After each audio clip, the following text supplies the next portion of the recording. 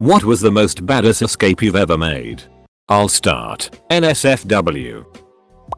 I crawled out of a uterus once. Deleted because blackmail. And this story was exaggerated. At the end of my stint as a used bookstore lackey at one of the worst stores in the world, I realized that I had been drawing decent books with a Sharpie for months with no repercussions. Turns out, right when I quit, a goddamn avalanche of customers started coming in complaining about finding magic marker dongs in their reading material. My uncle was on the 91st floor of the South WTC Tower. Felt and saw a plane ducking crash into the North Tower. He and the two people he was with got the hell out of there as fast as they could. He was about half a block away when the second plane hit. I'd say that's probably better than any escape I've personally experienced. Edit. My mom said he took both elevators down.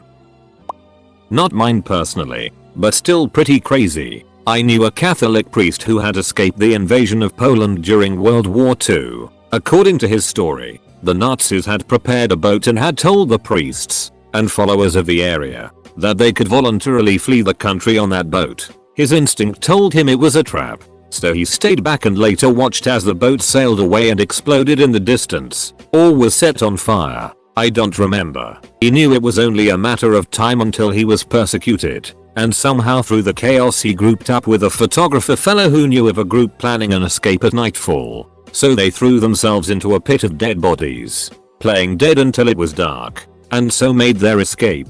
He died peacefully of old age in his church in Argentina. Yeah, pretty ironic place to go, but damn. TLDR priest evades Nazis by playing dead in a body pit.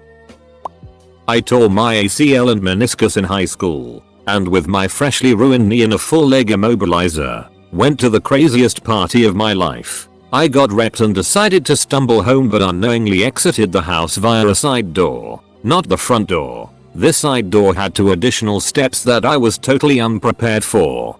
Basically I ate it down the steps, and my drunk ass ended up face down in the yard. Well, because my leg was locked straight from my hip to my ankle, and because I was OD high and drunk off me mug, I couldn't get up.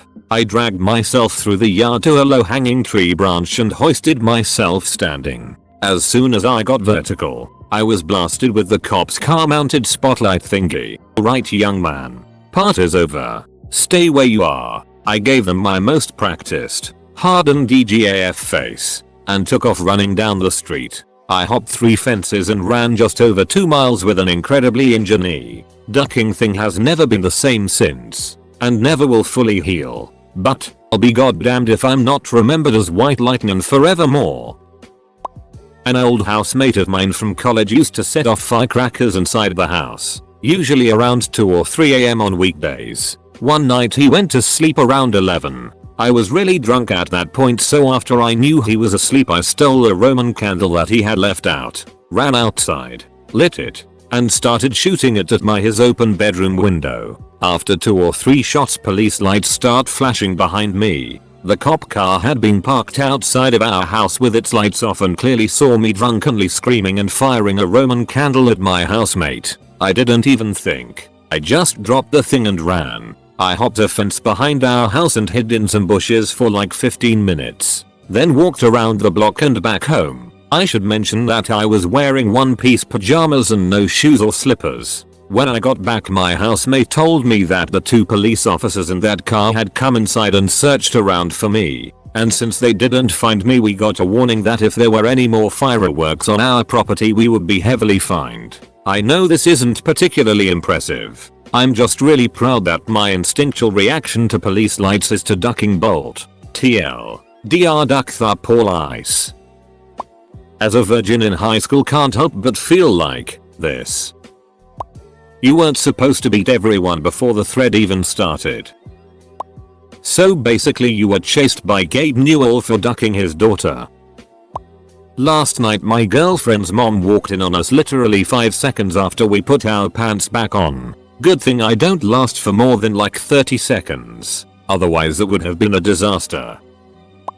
Can't top ups, but here we go. This was summer of sophomore year in high school and we thought it would be a great idea to have a party on a golf course hole. We pitched a tent and all was well until 3 AM. We saw flashlights. Not normal flashlights, but Murder King cop LED flashlights 3 feet from our tent. In my drunken stupor I reach in my pocket and whip out my pocket knife. I cut a giantous hole through the tent and ducking ran. They didn't chase me, but still I thought it was pretty badass.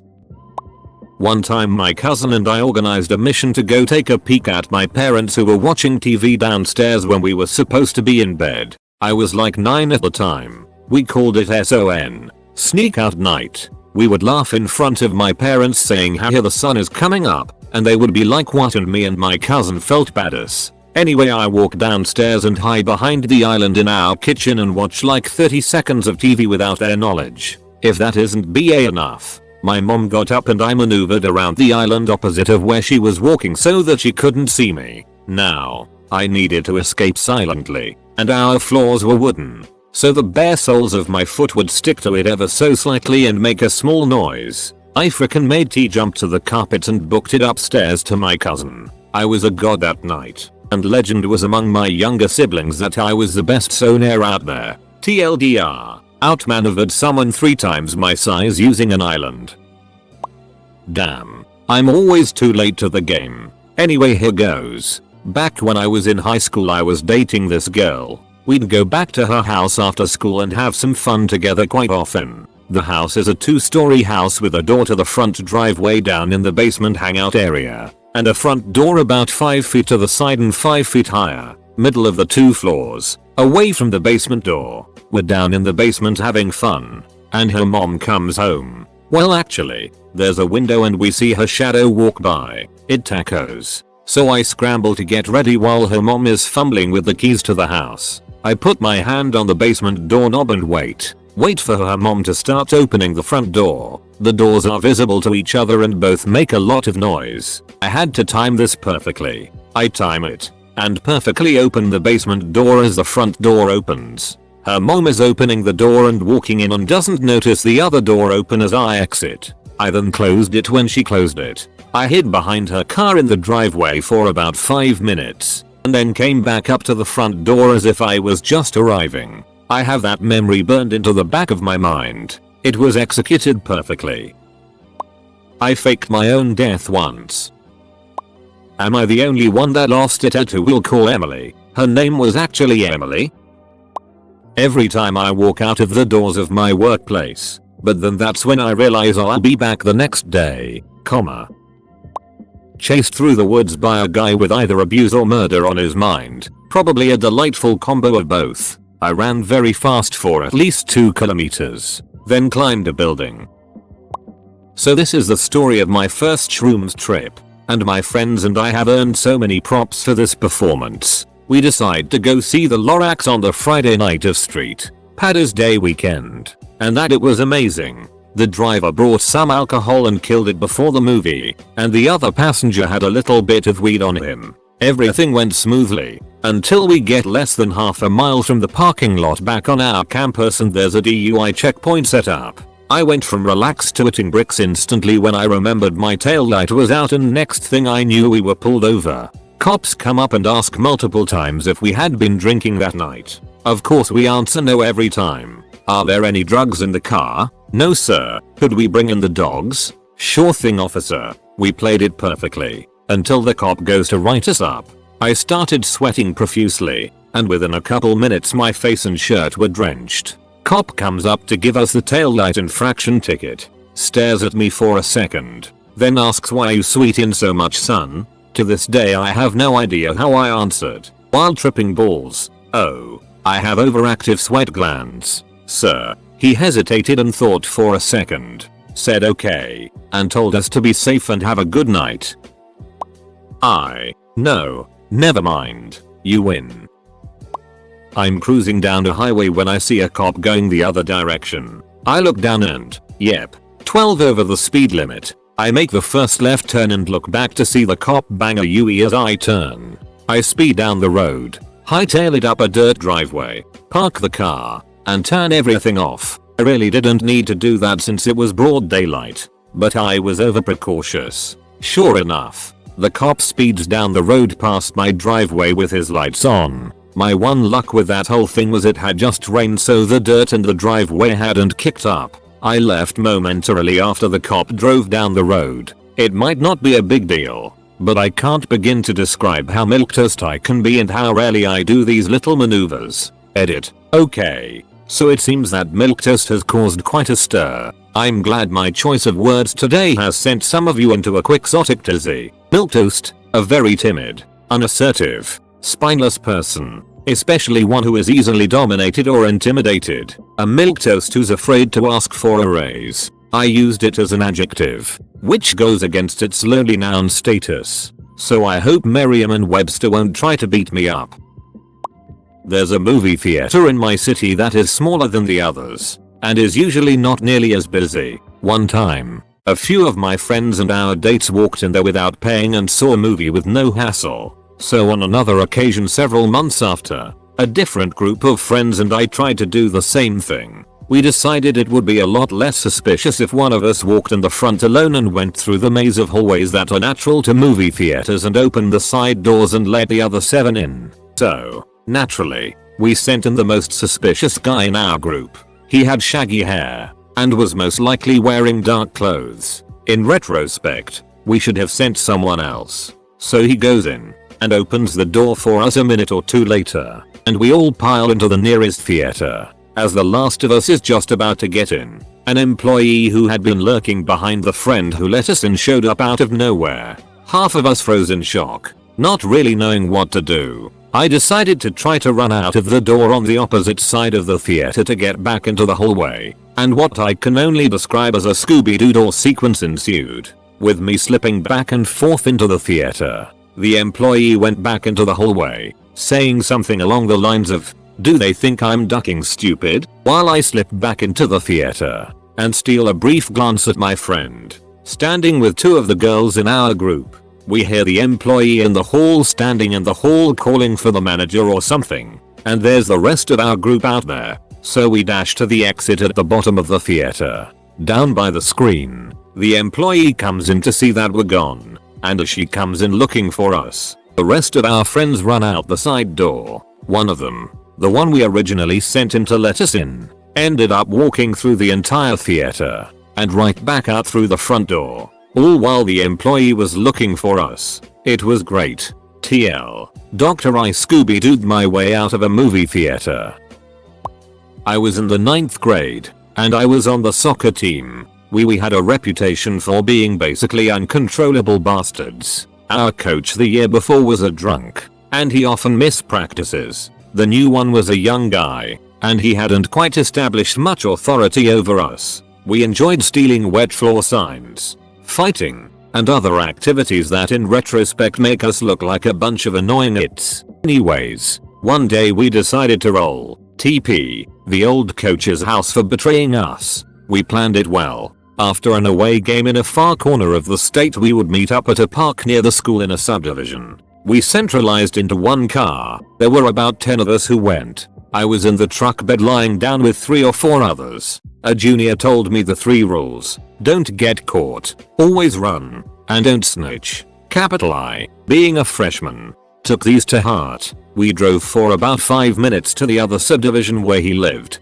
When we got there, we divided the toilet paper among ourselves and began our dirty work. We spread out around the house, and I did my part. We did what we came to do for about 10 minutes, and we hear it. Somebody had accidentally hit a window, waking up the coach. At this moment, a friend of mine was putting a condom on the door. When he starts to see the handle turn, we start running like the wind. The door flies open, and the coach stands with a shotgun and fires into the air with the guy at the door with the condom running for his life. I run like I've never run before. The truck we came in already was pulling away with those fortunate enough to be near it. I ran down the street, and about 25 meters down dashed into the woods across from the house. I spirited through these woods, and about a minute or so later ran into 2 others. At this point we heard sirens, and the meetup point was at 7-11 near a busy intersection. In the daytime at least, about 1 stroke to a mile away. We ran like hell. I lost my hat. We sprinted across the intersection during a lull in the traffic. Unfortunately, the truck and a few of the others were waiting. I hopped in the back, and waited while the rest gathered. I heard the peal of sirens. However, everybody made it back except one guy who gave us all up after he was held at gunpoint. Ironically, this was the same guy who told me not to do just that. I ran. I didn't get caught, and I didn't snitch, but I still had to go clean up the next day. It's still a hell of a good time. You feel very alive running from a drunk Gulf War vet with a shotgun. Also cross country here, and quite a funny story if I do say so myself. Being the number one on my varsity XC team had its perks. I was invited to a lot of social outings, and I'm pretty outgoing otherwise, in a weird sort of way. Anyways, a new pretty fast kid joined our team and I took it upon myself to train him as my protege as I would be leaving the team next year and was a captain. He seemed to be a nice kid at first glance, but I had no idea the crazy stuff him and his buddies did. I pulled up to his house and a couple of the cross-country guys are there already playing SNES, Tetris Attack. Oh yeah, once they leave a new group of shady sophomores show up and I'm the only one besides him to stick around. Next thing I know they start passing around a joint and I respectfully decline when it comes to me. Naturally, I get called a pussy and faggot, but I can handle it. Time comes that they decide to drive down to the mall and my house is on the way, so I hop in the car with the stoners. Not my best decision. All hell broke loose on the way, throwing water bottles at other cars, yelling at people on the sidewalk, planking on the sunroof of the car. Before it was cool, what none of us expected was a cop right next to us as we threw one final water bottles. Sirens immediately went off and the toolbox driving decided to book it rather than take it like a man. We ended up going around 90 miles per hour for a while until we hit a zone with lots of traffic. I refused to take part in any of the festivities and could not afford to be caught by the cops at this point. 2 cars were in pursuit and I knew if we were pulled over there would be guns. At one point we slowed to about 40 miles per hour and I knew I had to get out of the car then and there. We call that the sunroof was open and the doors were blocked by the other people in the car. I pulled myself up top and hurled myself into an island in the middle of the road. With horrendously bad timing, I managed to hit a tree with the side of my face and smoothly fall into the bushes before blacking out. Next thing I remembered was a voice yelling police stuff. Not necessarily anything I can recall, but it did not sound friendly. I rose to my feet and booked it, and being pretty fast, I lost the cop in seconds. I made it to a corner store about a mile away in 5,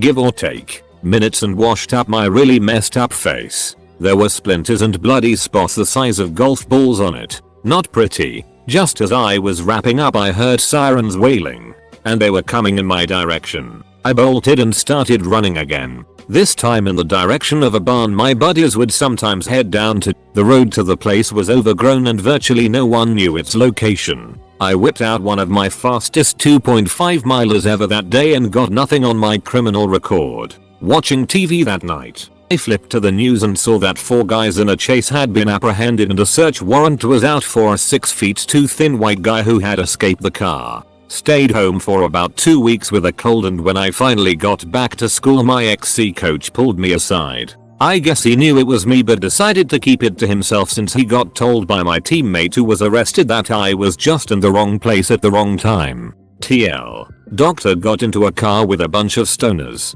Police began chasing us. Dipped out of the sunroof and ran away. Edit. There's more where that came from for anyone interested. Almost all of them are XC stories but I have a few football ones. Not exactly an escape, but we ended up getting away in the end. Hope this isn't too long. In college some friends and I used to break into the university swimming facility by hopping a 10-foot fence and using a credit card on the back lock. We'd break in late at night and jump off the high dive in the dark. Ride scooters off of diving boards. Things that 20-year-old dudes would do. Anyway, on one visit, around midnight, we were inside of the swim building jumping off of the high dive while we waited for a friend to come meet us for her first time. She calls and says she's on her way, so I go to let her in the back door. As soon as I open the door, there's a cop standing right there, with his car blocking the gate. He clearly sees me, so I slam the door in his face and it automatically locks. Apparently he didn't have a key, so with a few borrowed minutes, I ran back inside and yelled for my friends to jump down and run. In a panic we scatter. soaking wet and trying our best to be quiet.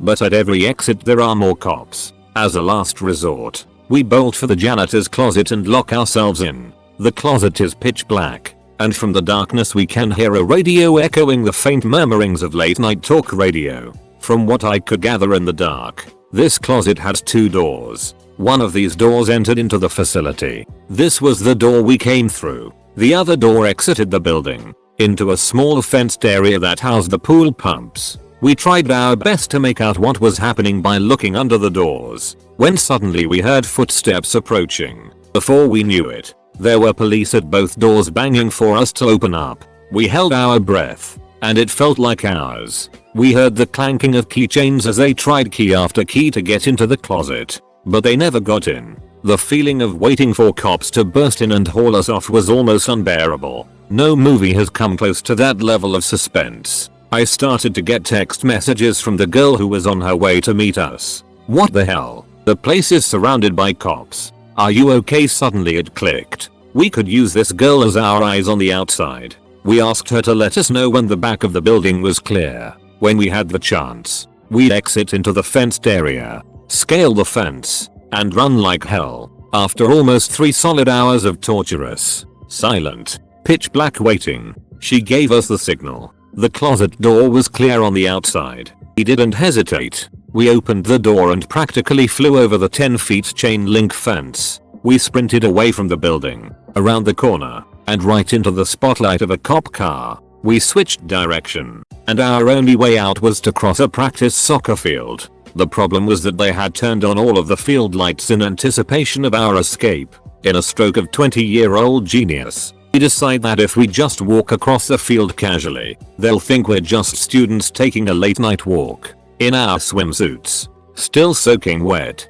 with no shirts on. Needless to say, about halfway across the field, cop cars start coming in hot. It was like something from a 90s action movie. We sprinted across the field, cross a couple of streets, and into a dimly lit apartment complex. It seemed like at every turn we were switching back, ducking between buildings, and getting hit with a spotlight, and repeating the process. We eventually made a beeline for a staircase, climbed to the 2nd floor, then climbed over a concrete barrier onto the roof of the building. We were running out of adrenaline, and completely winded, so we flopped onto our stomachs and waited on the roof. The cops began to move on, and just as it seemed like we were clear, a light hit us from the other side of the roof. An officer had climbed the roof and we were busted. The cop asked us if we had a good swim, and we replied yes sir, in a defeated murmur. He explained that if he takes us in, we'd be arrested and likely expelled from the university.